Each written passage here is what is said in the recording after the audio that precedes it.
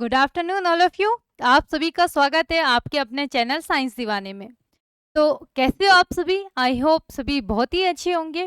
तो जैसे कि हमने कल की क्लास में कुछ टॉपिक को क्लियर करा था, जैसे कि आपके पास में थे दंतता, कि लिगेंड की दंतता से क्या तात्पर्य है।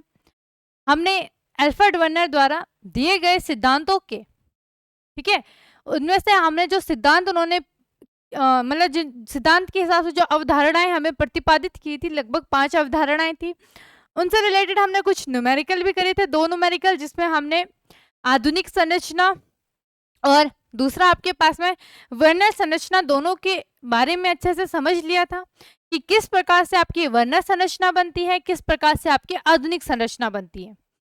तीसरी चीज आपके पास में लिगेंडों की दंतता पड़ी थी, जिसमें आपने एक दंतुर लिगेंड पढ़ा होगा, बहुदंतुर लिगेंड, सेतु लिगेंड, और चौथा था आपके पास में उभय दंतुर लिगेंड।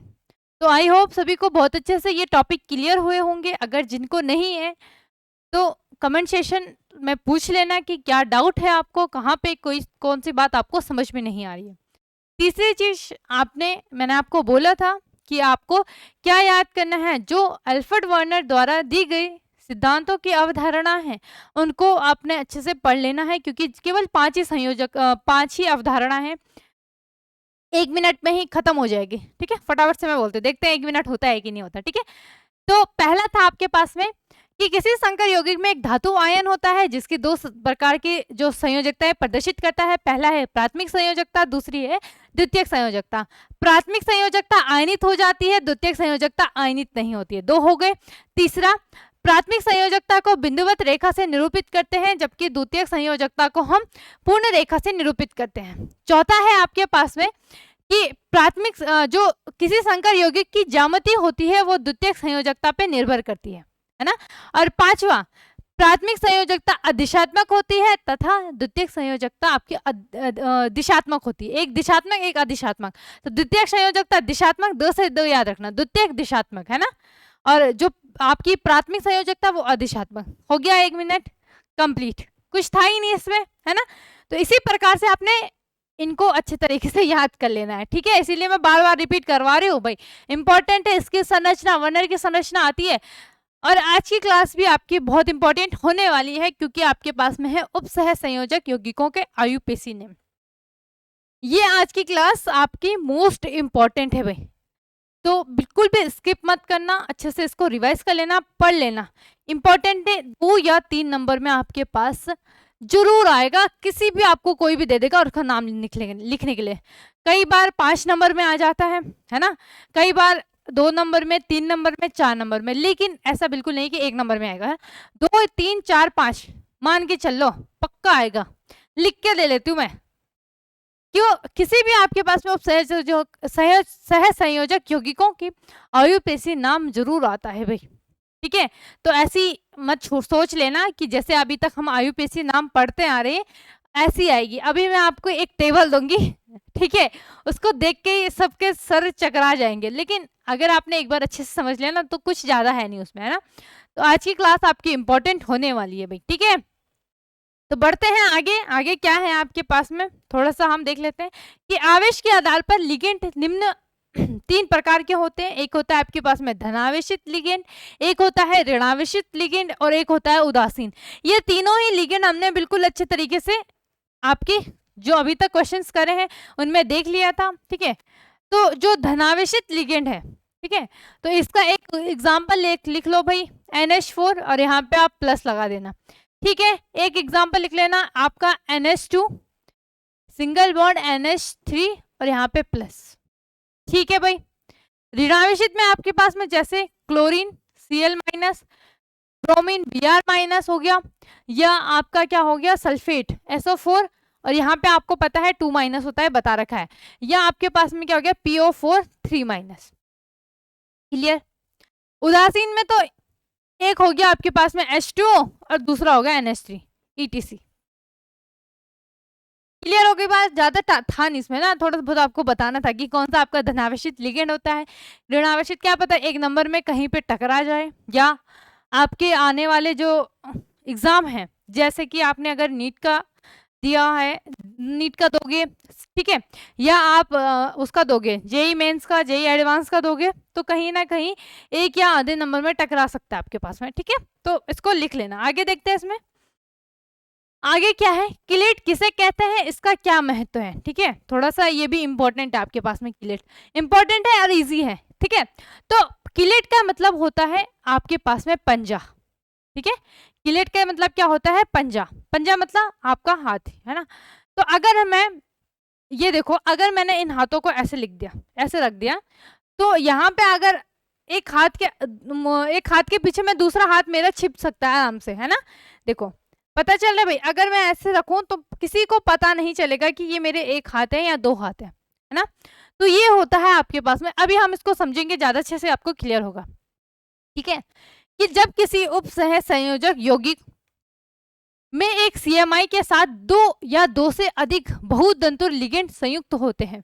बहुदंतुर लिगेंड के बारे में अब आपको अच्छे से बता रखा है कि ऐसे लिगेंड जो धातु आयन से क्या करते हैं भाई, जो धातु आयन से एक से अधिक उपसह संयोजक बंध बनाने की जिनमें क्षमता होती है, वो हमारे बहुदंतुर लिगेंड कहलाते हैं, ठीक है।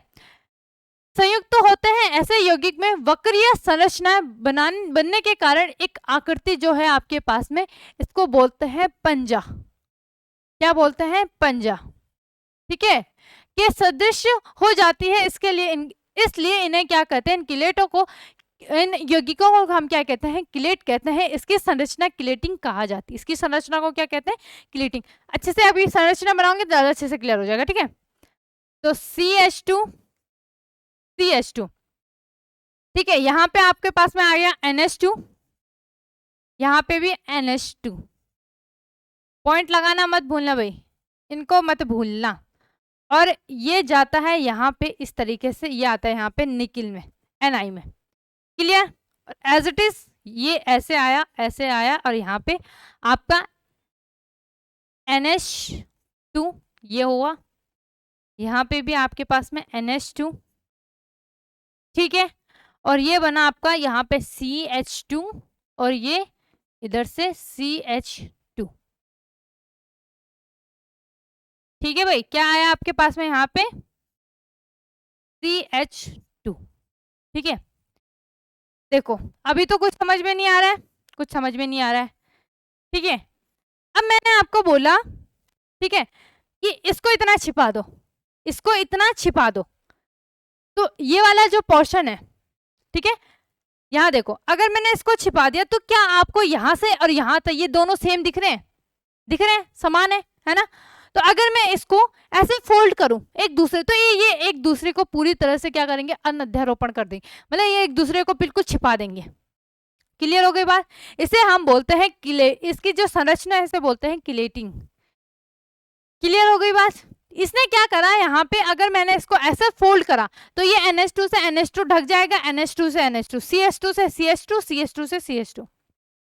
क्लियर हो गई बात। यहाँ पे ये क्या बना रही है, एक पंजे जैसी संरचना बना रही है, ठीक है। क्या बना रही है, एक पंजे जैसी संरचना बना रही है, जिसकी वजह से इसे क्या कहा जाता है, किलेट कहा जाता है। क्लियर हो गई बात, ठीक है भाई, समझ गए सब।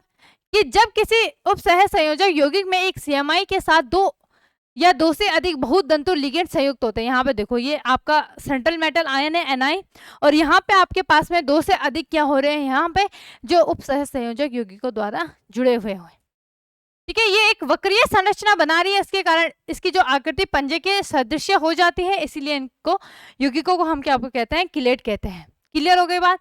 कि अगर मैंने इसको पूरा इसके ऐसे इसको फोल्ड करा, है ना, फॉर एग्जाम्पल मैं यहाँ पे एक पेपर लेती हूँ, ठीक है, मैंने एक पेपर लिया यहाँ पे आपके पास में कुछ इस प्रकार से, ठीक है। ये मैंने यहाँ पे आपका क्या लिया, पेपर लिया, ये देखो। अब मैंने इसको फोल्ड करा, ठीक है। अब बताओ क्या आपको पता चल रहा है ना, क्या आपको यहाँ पे पता चल रहा है भाई कि मैंने इसको फोल्ड करा था, ठीक है। अगर मैं इसको खोलती हूँ, ये देखो, अब मैंने इसको ऐसे फोल्ड करा, तो ये जो आपके पास में ये वाली संरचना है, ये पूरी तरीके से इसको क्या कर देगी, ढक देगी। यहाँ पे जो ये आगे वाली संरचना है, तो ये इसी प्रकार से यहाँ पे देखो कुछ इस प्रकार से, ये इसको ढंग से समझ लो भाई, ये कुछ इस प्रकार से खुली हुई संरचना है आपके पास में, ठीक है। ये क्या है आपके पास में, कुछ इस प्रकार से खुली हुई संरचना है, ठीक है, इसको थोड़ा अच्छे से समझ लो, है ना। ये देखो पूरा ढक रहा है, यहाँ देखो मेरा हाथ आ रहा है ना थोड़ा बीच में। अब एक मुझे, हाँ ये सही है, चलो भाई, हाँ समझ गए आप। अब देखो पूरा ढक रहा है ना ये देखो इसने पूरा ढक दिया। अब मैंने इसको फोल्ड करा, मैंने इसको क्या कर दिया, फोल्ड कर दिया, और इसको यहाँ देखो फोल्ड करा। अब यहाँ देखो नीचे, तो दोनों ही क्या है आपके पास में, ये बिल्कुल सिमिलर है ना, दोनों ही क्या है, सिमिलर है। क्लियर हो गई बात, समझ गए, इसको बोलते हैं किलेट। अब आया समझ में अच्छे तरीके से, ठीक है भाई। चलो फटाफट से स्क्रीनशॉट ले लो इसका, फटाफट से इसका क्या ले लो आप, स्क्रीनशॉट ले लो, ठीक है। ये है आपके पास में किलेट, और ये जो संरचना बनी है इसे बोलते हैं किलेटिंग, ठीक है, इसको क्या बोलते हैं हम, किलेटिंग। तो बहुत सारे बच्चे CH को कहीं आप च मत पढ़ लेना, है ना, चिलेटिंग मत लिख देना, है ना, चिलेटिंग मत लिख लेना, चिलेट मत लिख देना, क पढ़ते हैं इसको किलेट। क्लियर हो गई बात, आगे बढ़ते हैं फिर, ठीक है। आगे है भाई किलेट का महत्व। महत्व क्या है इसका, कि किसी उपसह संयोजक यौगिक में किलेट की संरचना को किलेटिंग कहते हैं। इनका उपयोग किसी धातु लवण से धातुओं के निष्कर्षण के लिए मात्रात्मक आंकलन के लिए किया जाता है। क्लियर हो गई बात, किस इनका उपयोग कहाँ किया जाता है, धातु लवणों से धातुओं के निष्कर्षण के लिए मात्रात्मक आकलन के लिए किया जाता है। आगे बढ़ते हैं इसमें। अब यहाँ पे आपका मोस्ट इंपॉर्टेंट टॉपिक स्टार्ट हो जाता है, ठीक है, जहां से आप अपने बोर्ड एग्जामिनेशन में अच्छा स्कोर कर सकते हो।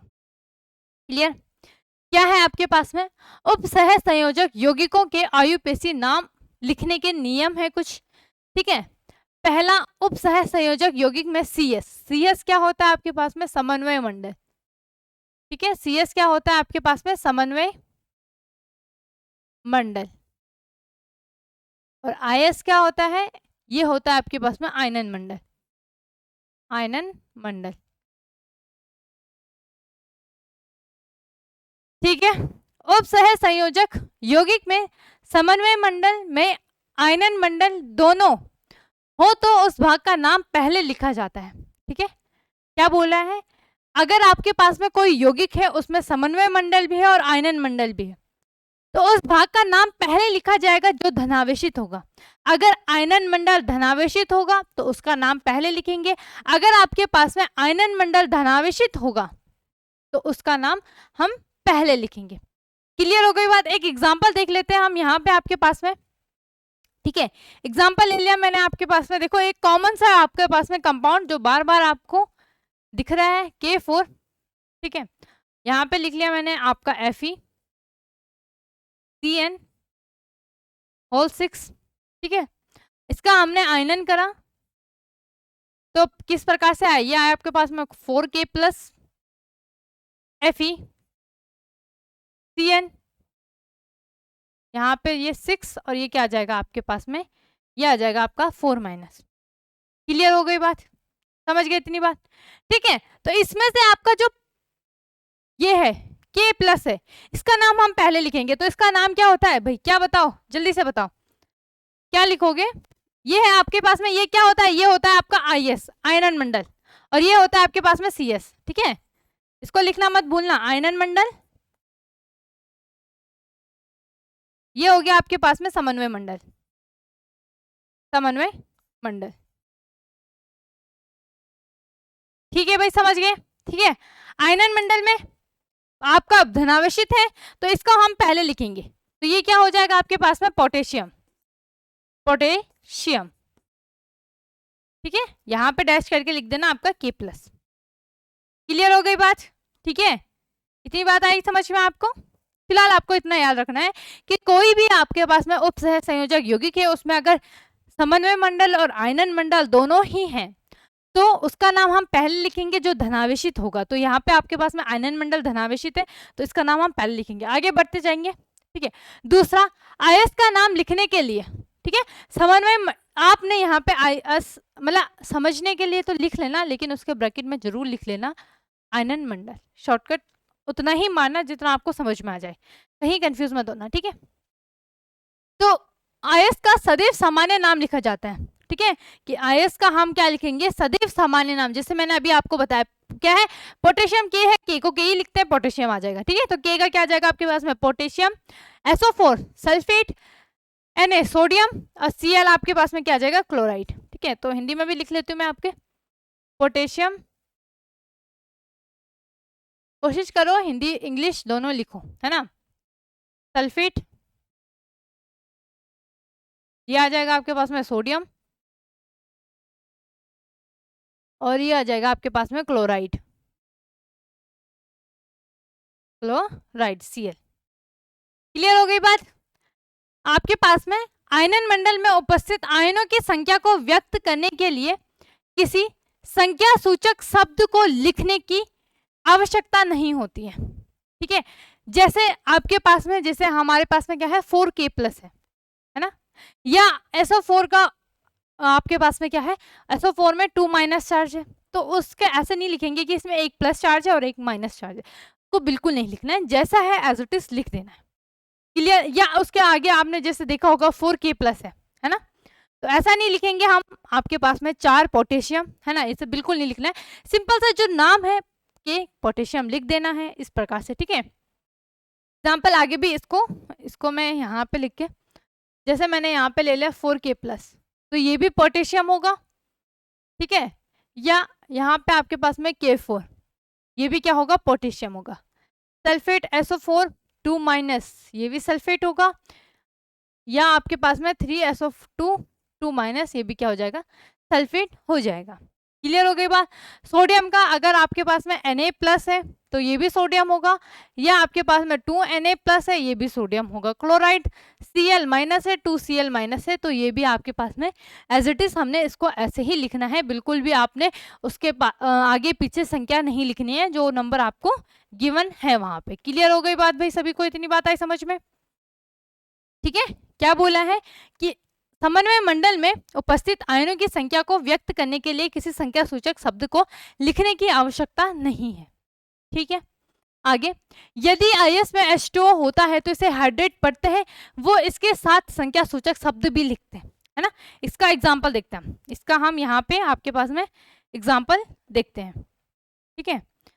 अच्छा, इसका एग्जाम्पल नहीं बताया मैंने आपको, इसका एग्जाम्पल भी लिख लेना, कि फॉर एग्जाम्पल यहाँ पे आपके पास में क्या है, K3, और ये है आपके पास में Fe,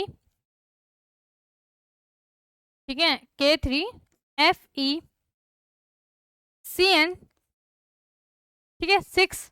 यहाँ पे आपके पास में क्या आ जाएगा, यहाँ दूसरा एग्जाम्पल लिख लो, K4Fe और Cn, और यहाँ पे आप क्या लिखोगे 6, ठीक है। तो आपके पास में ये भी पोटेशियम होगा, पोटेशियम, और ये वाला भी जो K4 है ये भी क्या होगा, आपका पोटेशियम होगा। इसके नंबर चेंज होने से यहाँ पे कोई फर्क नहीं पड़ेगा। क्लियर हो गई बात, ठीक है, समझ गए। आगे देखते हैं हम, इसका एग्जाम्पल देखते हैं। आपके पास में एग्जाम्पल ले लो, हम यहाँ पे ले लेते हूँ, मैंने लिया एग्जाम्पल आपके पास में CuOH का होल, CuOH, और यहाँ पे सफिक्स में आपका क्या आ जाएगा 4, ठीक है भाई, समझ गए। और आगे भी लिखोगे NO3.2H2, ये लिख दिया मैंने, ठीक है। क्या लिखा मैंने, NO2 में इसका होल ट्वाइस लिख देना, ठीक है। क्या लिखा, CuOH का आपके पास में इसके सफिक्स में 4, होल आपके पास में 4, और NO3 का होल ट्वाइस और .2H2। क्लियर।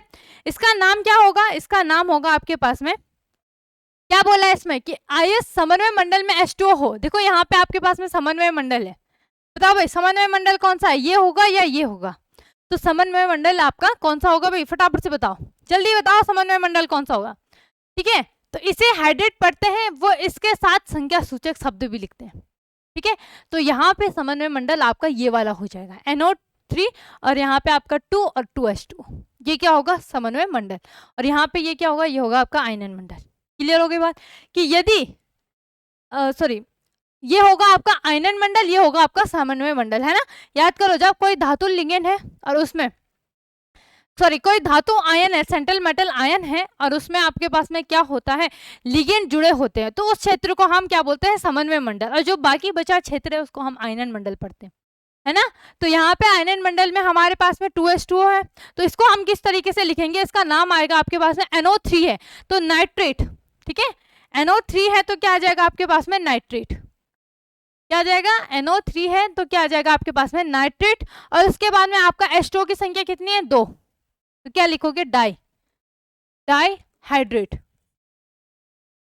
समझ गए बात को, समझ गए इतनी बात मेरी, ठीक है। कि अगर आपके पास में 2 होगा तो डाई, 3 होगा ट्राई, 4 होगा टेट्रा, 5 होगा आपके पास में पेंटा, 6 होगा हेक्सा। क्लियर हो गई बात, समझ गए। क्या आ जाएगा इसका नाम, नाइट्रेट डाई हाइड्रेट। केवल अभी हमने इसका किसका नाम देखा, केवल अभी ये किसका नाम है, ये है आपके पास में IS का समन्वय आयनन मंडल का नाम है, ठीक है। ये केवल अभी किसका नाम है, आयनन मंडल का नाम है। फटाफट से लिख लो भाई इसको। अभी हमने इसमें समन्वय मंडल नहीं लिखा, ठीक है। ये आपके पास में क्या है, CS है, ये नहीं लिखा अभी हमने, ठीक है। इसको भी हम देखेंगे, अभी अभी हम केवल IS के बारे में देख रहे हैं।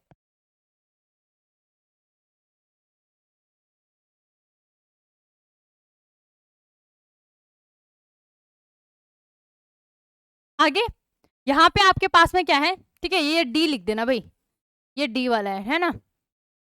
कि आयनन मंडल में उपस्थित आयनों की संख्या, ठीक है, क्या बोला, आयनन मंडल में उपस्थित आयनों की संख्या को व्यक्त करने के लिए किसी संख्या सूचक शब्द को लिखने की आवश्यकता नहीं है। किसकी बात कर रहा है, देखो आयनन मंडल में आपका क्या है, यहाँ पे ये संख्या है ना उपस्थित आयनों की, कौन सी संख्या, NO3 का होल ट्वाइस। इसको लिखा हमने, नहीं लिखा, तो इसके लिखने की जरूरत नहीं होती। केवल किसको लिखना है आपके पास में, जो हाइड्रेट है उसकी मात्रा को लिखना है। अगर 2s2 है डाई हाइड्रेट, 3s2 है ट्राई हाइड्रेट, 4 है टेट्रा, 5 है पेंटा, 6 है हेक्सा। क्लियर हो गई बात, फटाफट से स्क्रीनशॉट ले लो, ठीक है। बढ़ते हैं हम आगे, बढ़ते हैं फिर इसमें, ठीक है, समझ गए।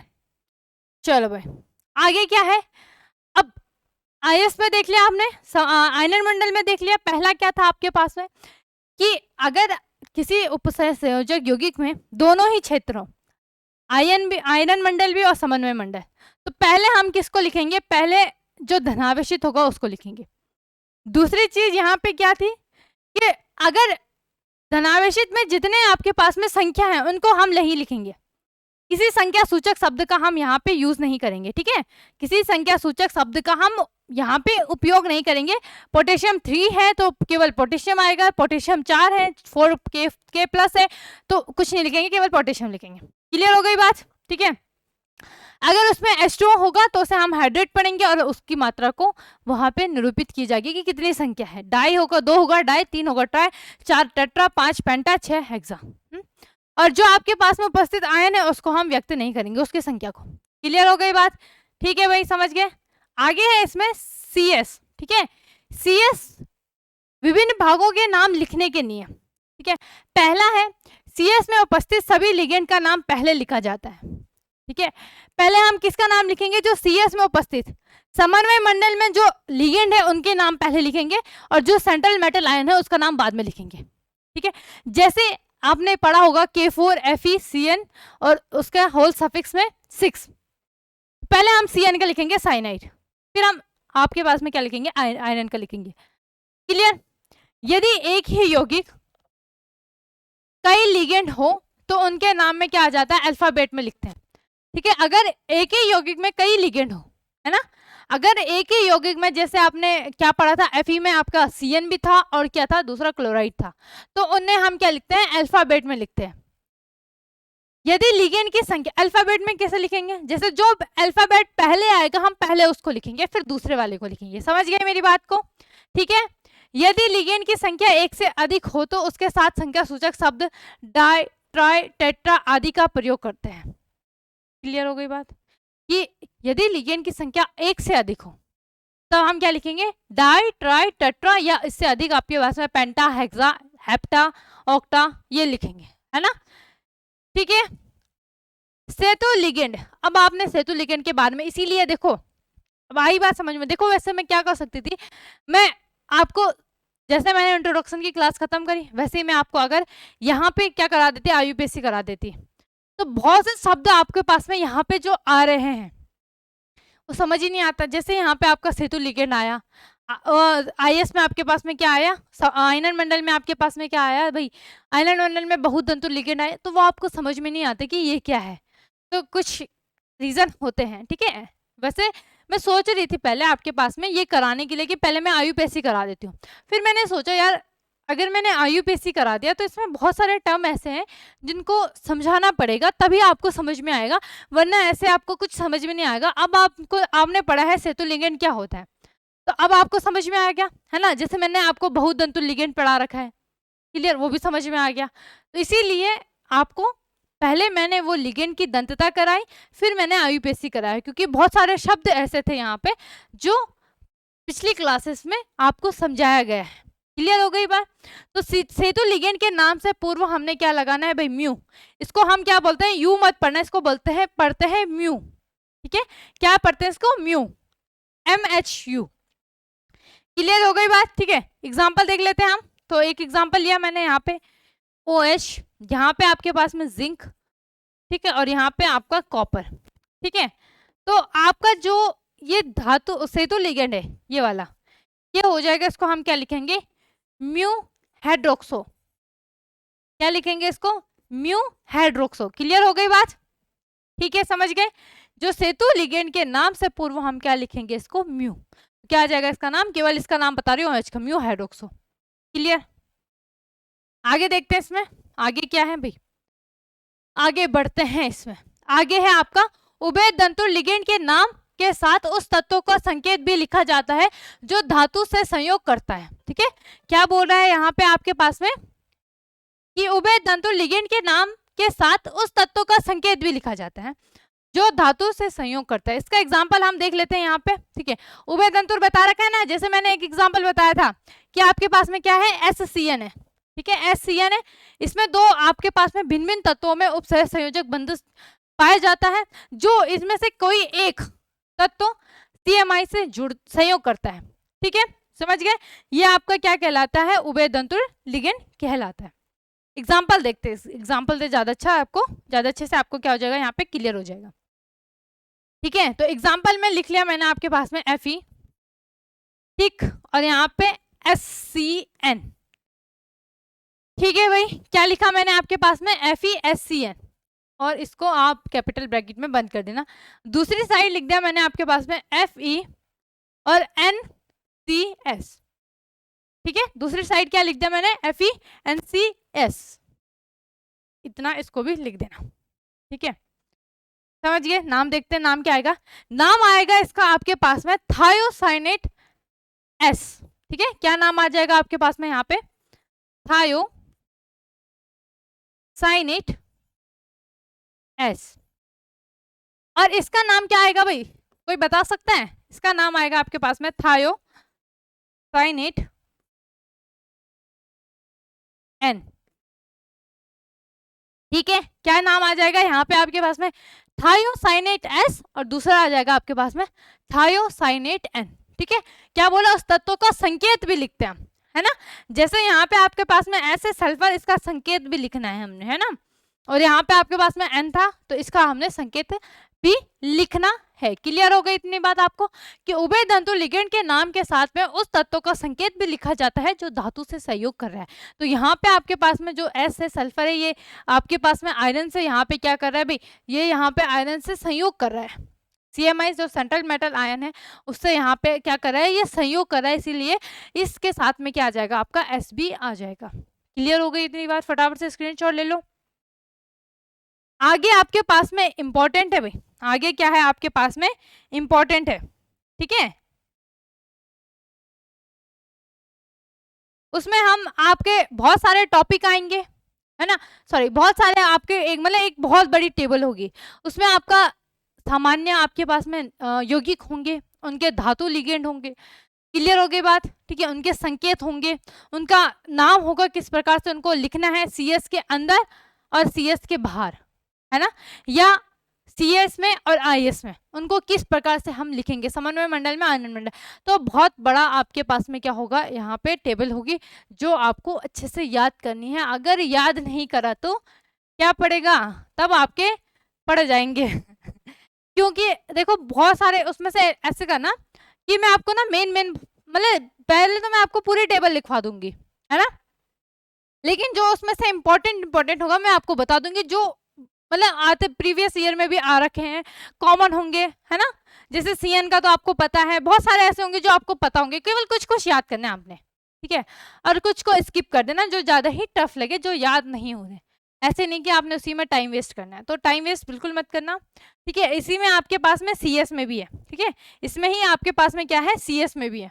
अभी ये सीएस का पार्ट खत्म नहीं हुआ भाई, सीएस में विभिन्न भागों के नाम लिखने के नियम है, वो अभी खत्म नहीं हुआ, केवल आईएएस का हमारा खत्म हो गया है। सीएस में बहुत बड़ी टेबल है आपके पास में, जो मैं आपको अच्छे से एक्सप्लेन करूंगी, आगे भी उसमें कुछ नियम आएंगे, ऐसे नहीं कि आधे में ही छोड़ देना है, पूरे अच्छे तरीके से उसको निपटाना है। क्लियर हो गई बात, ठीक है, फटाफट से रिवाइज कर लेते हैं इसको हम, ठीक है। तो पहला था आपके पास में आवेश के आधार पर लिगेंड के निम्न 3 प्रकार होते हैं, ऋणावेशित, धनावेशित और उदासीन, है ना। धनावेशित लिगेंड जिनमें आपके प्लस चार्ज, है ना, धन आपके धनात्मक क्या पाया जाता है, आवेश पाया जाता है, उन्हें हम धनावेशित लिगेंड कहते हैं, ठीक है। तो ये एग्जाम्पल आपको याद होने चाहिए, पता होने चाहिए। देखो जहां तक मुझे ध्यान आ रहा है तो यहाँ पे ऋणावेशित और उदासीन ये दोनों तो कॉमन है, आपको पता है आपका H2O होता है, ये उदासीन होता है, NH3 अमोनिया, है ना, NH3 क्या हो गया आपके पास में, अमोनिया, अमोनिया, और यहाँ पे वाटर, ये तो क्या होते हैं, ये उदासीन होते हैं आपके पास में, ठीक है, ये तो क्या होते हैं, उदासीन होते हैं। और Cl आपको पता है, Cl में क्या होते हैं, नेगेटिव चार्ज आता है, Br हो गया, SO4 हो गया, सल्फेट हो गया, तो ये कॉमन है। केवल धनावेशित लिगेंड में याद रखना, क्या याद रखोगे आपके पास में, धनावेशित लिगेंड में NH4 याद रखोगे। या दूसरा पता है, एक रिएक्शन होती है यहाँ पे आपके पास में, ये सतह आयनन है, ठीक है, तो ये कुछ इस प्रकार से होते हैं आपके पास में NH3 और NH3 प्लस में, ठीक है। तो ये होता है आपके पास में NH4 में विभक्त, NH4 प्लस में, और प्लस एमाइड NH2 माइनस में, कुछ इस प्रकार से यहाँ पे ये विभक्त होती है, एक धनावेशित होता है, एक यहाँ पे ऋणावेशित आवेश इनमें पाया जाता है। क्लियर हो गई बात, ये क्या है, स्वतः आयनन की क्रिया होती है इनमें अमोनिया अमोनिया के बीच में, जिससे वो एक धनावेशित NH4 प्लस बनाता है और एक ऋणावेशित NH2 एमाइड माइनस बनाता है। क्लियर हो गई बात, ठीक है। या अगर आपने लेना है ना, एक H2O का एग्जाम्पल भी लिख लेना, है ना, लिगेंड में, तो किस प्रकार से H2O, तो ये होता है आपके पास में H2O प्लस, ठीक है, और यहाँ पे आपके पास में OH माइनस, ऐसे कुछ इस प्रकार से यहाँ पे ये आपका प्रदर्शित होता है। क्लियर हो गई बात। वैसे सबसे बेस्ट है ना वो आपके पास में NH3 है, NH3 NH4 और NH2 में ये क्या हो जाता है, विभक्त हो जाता है आपके पास में। क्लियर हो गई बात, ठीक है, आगे बढ़ते हैं। इसमें आगे क्या है भाई, आगे आपके पास में किलेट है। किलेट मैंने आपको बता दिया, ये एक पंजा जैसी संरचना होती है, जिसके हिसाब से मतलब देखो यहाँ पे अगर आप इसको, पंजा मतलब क्या होता है, देखो क्या है, समझ लो, अपना हाथ, दोनों हाथ लो, दोनों हाथों को कुछ इस प्रकार से, जैसे आप नमस्ते करते हैं ना, नमस्ते कर दो, और इसको धीरे धीरे इस तरीके से रोटेट कर दो। अब यहाँ पे मेरा एक हाथ इस हाथ को पूर्णतः क्या कर रहा है, यहाँ पे छिप जा रहा है ये, है ना, इस हाथ की वजह से मेरा ये वाला हाथ क्या हो रहा है, तथास्तु होता है ना, ये पूरा छिप जा रहा है, मैं आपको तथास्तु नहीं बोल पा रही हूँ, है ना। तो यहाँ पे ये क्या हो रहा है, ये है, इसको क्या बोलते हैं हम, देखो मैंने जब आपको हेलो एल्केनो हेलो एनिस वाले चैप्टर पढ़ा होगा, तो वहां पे मैंने आपको अध्यारोपण और अनअध्यारोपण पढ़ाया होगा, है ना। तो अध्यारोपण क्या होता है कि आपके पास में दो ऐसी संरचना है ना, तो ये हो गई आपकी, जब मैंने आपको बताया था मछली जल की रानी वाला, है ना, समझ गए थे। तो ये क्या है, अनअध्यारोपण है ना, क्योंकि इसमें अगर मैं इसको पृथक, अगर मैं इसको छिपाने की कोशिश करूंगी तो ये नहीं छिपेगा, है ना, तो ये अनअध्यारोपण की कंडीशन है ना। ये क्या है आपके पास में, अनअध्यारोपण की कंडीशन। अध्यारोपण क्या हो गया, ये हो गया आपका अध्यारोपण। नमस्ते जो आपको ऐसे करते हो नमस्ते, और इसको रोटेट कर दो भाई, है ना, ये अध्यारोपण की यहाँ पे आपकी कंडीशन हो गई कि मेरे जो राइट हैंड है उसने लेफ्ट हैंड को बिल्कुल अच्छे तरीके से क्या कर दिया, छिपा दिया। क्लियर हो गई बात। तो अगर मैं इसको फोल्ड करूं तो ये इसको पूरी तरीके से क्या कर देगा, अध्यारोपित कर देगा। क्लियर, या आपके पास में पंजा अनुसार, पंजा क्या होता है, ये पूरा पंजा क्या कर रहा है, इसको यहाँ पे क्या कर रहा है, पंजे जैसी संरचना बना रहा है, तो इसे हम किलेटिंग बोलेंगे, जो इसकी संरचना होती है। क्लियर? तो इस एग्जांपल को आपने अच्छे तरीके से याद कर लेना। देखो क्या याद करोगे, CH2 CH2 NH2 NH2 Ni, बाकी आपने एज इट इज उसको ऐसे ही जैसे ऊपर लिखा वैसे ही छाप देना। क्लियर? ठीक है, आगे बढ़ते हैं। महत्व आपको पता है क्या होता है इसका, कि इसका उपयोग किसी धातु लवण से धातु के निष्कर्षण के लिए मात्रात्मक आंकलन के लिए किया जाता है भाई। ठीक है, अब यहाँ पे इंपॉर्टेंट है आपके पास में आयुपेशी। ठीक है, तो आपके पास में उपसह संयोजक यौगिकों के आयुपेशी नाम लिखने के नियम क्या क्या है। उपसह संयोजक यौगिक में CS समन्वय मंडल, IS आयनन मंडल दोनों हो तो उस भाग को हम पहले लिखते हैं जो धनावेशित होगा। ठीक है, अगर आयनन मंडल धनावेशित होगा तो हम उसको लिखेंगे, अगर समन्वय मंडल धनावेशित होगा तो पहले हम उसको लिखेंगे। क्लियर? क्लियर होगी भाई सभी को इतनी बात? ठीक है, आयनन मंडल में देखो आपके पास में आयनन मंडल में लिखने का ना जो तरीका होता है वो बहुत इजी है ना, समन्वय मंडल की तुलना में। ठीक है, तो आयनन मंडल में आपके पास में आयनन मंडल को सदैव सामान्य नाम से लिखते हैं, जैसे आपके पास में पोटेशियम हो गया, सल्फेट हो गया, सोडियम हो गया, क्लोराइड हो गया, ब्रोमाइड, फ्लोराइड, जितने भी आपके पास में तत्व हैं, एलिमेंट्स हैं, उनको। क्लियर? आयनन मंडल में उपस्थित आयनों की संख्या को व्यक्त करने के लिए किसी संख्या सूचक शब्द को लिखने की आवश्यकता नहीं होती है। ये इन दोनों एग्जाम्पल से आपको अच्छे से क्लियर हो गया होगा कि जैसे हमने यहाँ पे potassium FeCN cyanide, potassium iron cyanide लिया। अभी नाम देखो, ये नाम है, सिंपल नाम पढ़ रही हूँ जो नाम है, वैसे ऐसे नहीं पढ़ा जाता इसको, वो आपका अभी धीरे धीरे आपको ज्यादा अच्छे से क्लियर हो जाएगा। ठीक है, पोटेशियम, वहां पे भी पोटेशियम की संख्या यहाँ पे 3 है, वहां पे 4 है, तो उनको केवल पोटेशियम ही लिखेंगे हम। आयनन मंडल में H2 होता है अगर, तो उसको हम क्या पढ़ते हैं, हाइड्रेट पढ़ते हैं। ये आपका आयनन मंडल हो गया, ये आपका समन्वय मंडल हो गया। क्लियर हो गई बात? इसकी संख्या को हम संख्या सूचक शब्द से लिखते हैं, जैसे आपके पास में डाई, ट्राई, टेट्रा, पेंटा, हेक्सा हो गया। क्या लिखेंगे इसको, हाइड्रेट, डाई हाइड्रेट। केवल अभी हमने आयनन मंडल के बारे में पढ़ रहे हैं, समन्वय मंडल को नहीं, उसको हमने छोड़ दिया फिलहाल के लिए, है ना। आयनन मंडल में उपस्थित आयनों की संख्या को व्यक्त नहीं किया जाता, आवश्यकता ही नहीं है उसको व्यक्त करने के लिए। क्लियर हो गई बात? समन्वय मंडल इंपॉर्टेंट है। ठीक है, तो समन्वय मंडल में उपस्थित सभी लिगेंड का नाम पहले लिखते हैं और बाद में हम जो आपके पास में केंद्रीय धातु आयन है उसका नाम लिखते हैं। याद रखना पे, पहले लिगेंड आते हैं, फिर उसके बाद में क्या आता है आपके पास में, केंद्रीय धातु आयन आता है। यदि एक ही यौगिक में कई लिगेंड हो तो उनका जो अल्फाबेटिक, जैसे अगर मान लो फॉर एग्जांपल हमने ले लिया आपके पास में, अगर आपके पास में साइनाइड और क्लोराइड है, अब आप बोले इसमें तो दोनों में CC आ रहा है ना, तो पहले हम क्लोराइड का देखते हैं। क्लोराइड, ये आ गया आपके पास में क्लोराइड। ठीक है, और साइनाइड, ये साइनाइड, ठीक है, या साइनाइड। ठीक है, चलो साइनाइड लिख देते हैं ना, यहाँ पे आपका CINID। अब मुझे बताओ पहले कौन सा आएगा। देखो CHLORID है ना, CY, यहाँ पे पहला शब्द देखो तो दोनों में कॉमन है ना, और पहले आपके पास में अल्फाबेटिक में H आता है या Y आता है, तो H आता है तो पहले हम किसको लिखेंगे, क्लोराइड को लिखेंगे, फिर साइनाइड को लिखेंगे। क्लियर हो गई बात? ये होता है आपके पास में अल्फाबेटिक, है ना, कि जो पहले अल्फाबेट में आता है पहले हम उसको लिखेंगे, देन हम उसके बाद जो उसके बाद आता है उसको लिखेंगे। ये लिगेंड की बात की जा रही है। यदि लिगेंड की संख्या 1 से अधिक हो तो उनकी संख्या को संख्या सूचक से हम निरूपित करते हैं, जैसे डाई हो गया, 2 होगा डाई, 3 होगा ट्राई, 4 टेट्रा, 5 पेंटा, 6 में आपका हेक्सा। क्लियर हो गई बात? सेतु लिगेंड के नाम से पूर्व हम क्या लिखते हैं यहाँ पे, म्यू। ठीक है, क्या लिखते हैं इसको, म्यू हाइड्रोक्सो। क्या आ जाएगा यहाँ पे आपका, म्यू आ जाएगा, ये MHU। ठीक है, क्या पढ़ते हैं इसको, म्यू। ठीक है भाई, समझ गए इतनी बात को? ठीक है, तो इसको क्या पढ़ेंगे हम, म्यू हाइड्रोक्सो। आगे उभय दंतु लिगेंड के नाम से के साथ उस तत्व के संकेत को भी लिखा जाता है जो धातु से संयोग करता है। तो यहाँ पे आपके पास में पहला धातु आयन, केंद्रीय धातु आयन से संयोग कौन कर रहा है, S, इसको लिख दिया थायोसाइनेट S।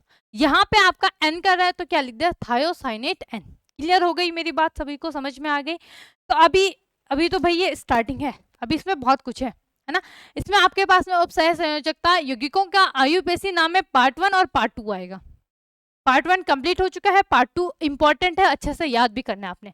जिन्होंने याद नहीं करा टेबल को तो वो गए भाई, वो बहुत ज़्यादा उनमें क्या हो जाएगा, उनको दिक्कत हो जाएगी, क्योंकि आपके जो ये क्लास है वो इम्पोर्टेंट है आईयूपीएससी के नाम, मतलब जो आपका आईयूपीएससी आता ही आता है आपके पास में। दूसरी चीज जो टेबल बताऊंगी उसमें ऑक्सीकरण संख्या भी आप आसानी से चुटकी बजाते ही निकालोगे अगर आपने टेबल को पढ़ी होगी, अच्छे से समझी होगी। तो कल की क्लास भी इम्पोर्टेंट है, तो जुड़ना बिल्कुल मत भूलना, ठीक है। तो फिलहाल हम आज के लिए इतना ही रखते हैं, मिलते हैं नेक्स्ट डे नेक्स्ट टॉपिक के साथ। धन्यवाद।